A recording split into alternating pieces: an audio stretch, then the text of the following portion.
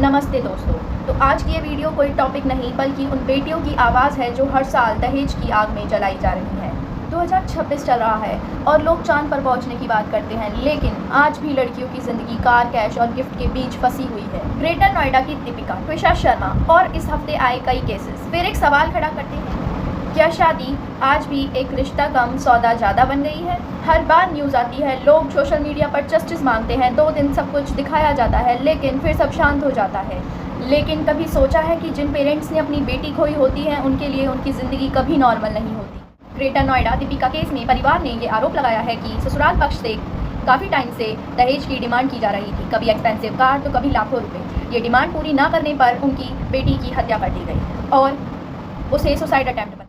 जब डिमांड्स पूरी नहीं हुई तो घर में हरासमेंट चालू हो गया। कुछ टाइम तक ये हरासमेंट चलता रहा, लेकिन उस पर इतना प्रेशर बनाया गया कि वो अपने घर वालों पर प्रेशर डाले। लेकिन जब वो डिमांड्स पूरी नहीं हुई तो उसे मार दिया गया। मारने के बाद उसे छत से फेंक कर उसे सुसाइड अटेम्प्ट दिखाने की कोशिश की गई। परिवार का कहना है कि पहले तो उनकी बेटी को फिजिकली और मेंटली टॉर्चर किया गया, फिर अचानक उसकी मौत की खबर आई।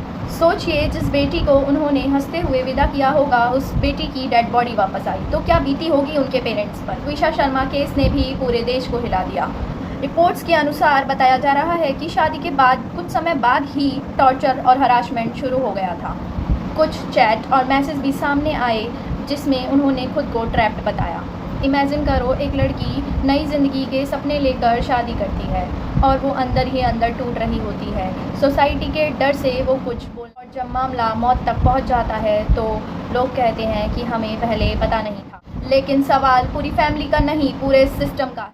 अगर डाउरी प्रोहिबिशन एक्ट है, अगर कानून बने हुए हैं, तो क्यों हर हफ्ते हर महीने ऐसे केस सामने क्यों आते हैं? क्योंकि लोगों को अभी भी कानून का कोई डर नहीं है। कुछ लोग ओपनली दहेज मांगते हैं और सोसाइटी उसे नॉर्मल मान लेती है, तो कोई उसे गिफ्ट का नाम दे देता है। का डॉक्टर है तो कार तो बनती है, इतनी पढ़ाई कराई है तो कुछ तो मिलेगा। कैसी सोच है? क्या लड़की कोई इंसान नहीं, उसकी एजुकेशन, उसके ड्रीम्स की कोई वैल्यू नहीं? सबसे बड़े दुख की बात तो पता है क्या है कि दहेज देने वाले भी यही सोचते हैं कि बेटी की शादी है तो दहेज तो देना पड़ता ही है, और फिर यहीं से एक गलत शुरुआत होती है।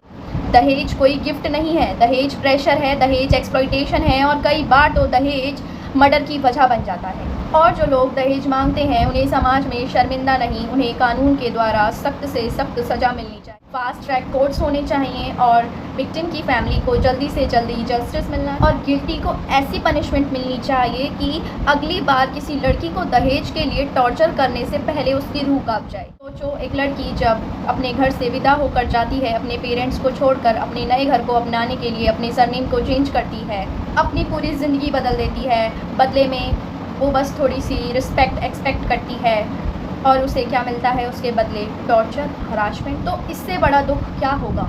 कई लड़कियां तो सिर्फ इसलिए चुप रहती हैं क्योंकि उन्हें लगता है कि अगर उन्होंने आवाज़ उठाई तो लोग उन्हें ही ब्लेम करें। एडजस्ट करो, शादी में ऐसे ही होता है, थोड़ा एडजस्ट करना पड़ता है। नहीं, हरासमेंट कभी नॉर्मल नहीं होता। आज ज़रूरत सिर्फ कानून बदलने की नहीं बल्कि सोच बदलने की है। जिस दिन लोग दहेज देने वालों की रिस्पेक्ट कम कर देंगे, उस दिन शायद ऐसी खबरें कम हो जाएंगी। अगर आप सच में चेंज चाहते हो तो अपनी फैमिली से शुरुआत करो। ना दहेज दो, ना दहेज। और अगर किसी लड़की के साथ गलत हो रहा है तो उसकी आवाज़ बनो, क्योंकि अगली खबर किसी दीपिका या ट्विशा की नहीं होनी चाहिए। धन्यवाद।